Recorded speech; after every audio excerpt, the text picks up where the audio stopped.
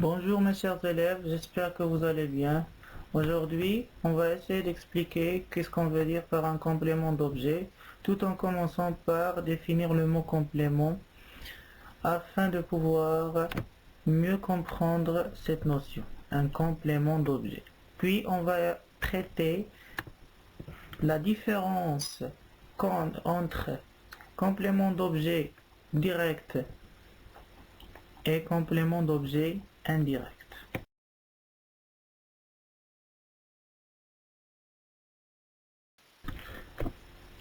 Un complément. Un complément signifie ce qui s'ajoute ou doit s'ajouter à une chose pour qu'elle soit complète.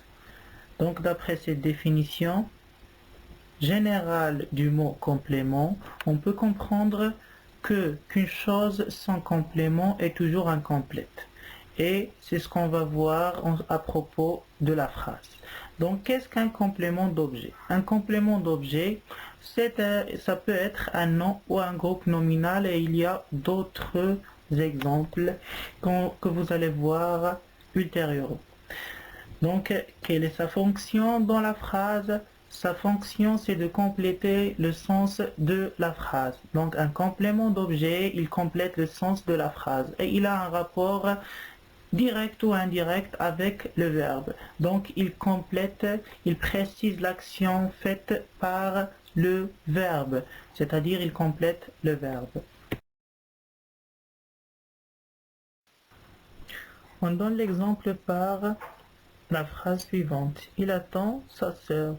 Donc, il attend sa sœur, c'est une phrase qui se compose d'un pronom personnel, un verbe conjugué au présent de l'indicatif, un groupe nominal formé par un déterminant possessif et un nom.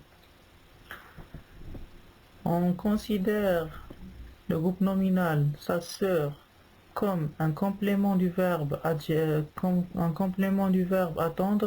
parce qu'il nous aide à mieux comprendre la phrase, le sens de la phrase. Il complète la phrase. En effet, lorsqu'on dit « il attend » tout court, donc on va se poser la question « qu'est-ce qu'il attend ?» Donc c'est-à-dire, on va rester en attente de la suite. Il attend quoi si on parle d'une chose? Il attend qui si on parle d'une personne? Donc, dans ce cas, il attend qui? Il attend sa sœur. Donc, on a précisé.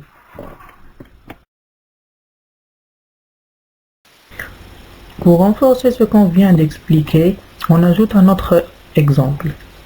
Je mange une pomme. Une pomme, c'est le groupe nominal complément du verbe manger.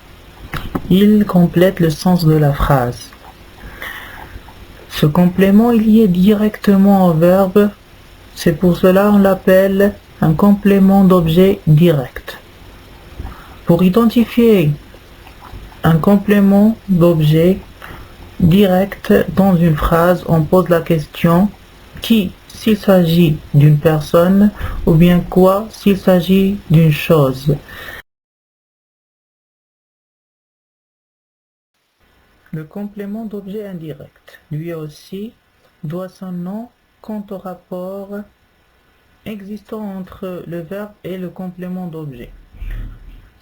Donc, ce rapport est indirect parce que le verbe et le complément d'objet sont séparés par une préposition.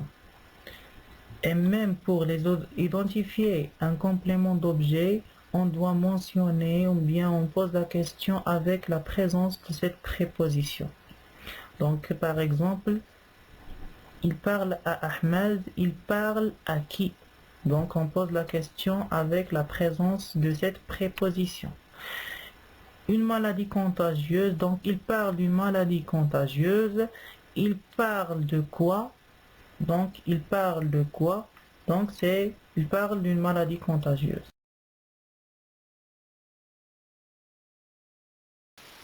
Pour identifier un complément d'objet indirect, on répond à la question.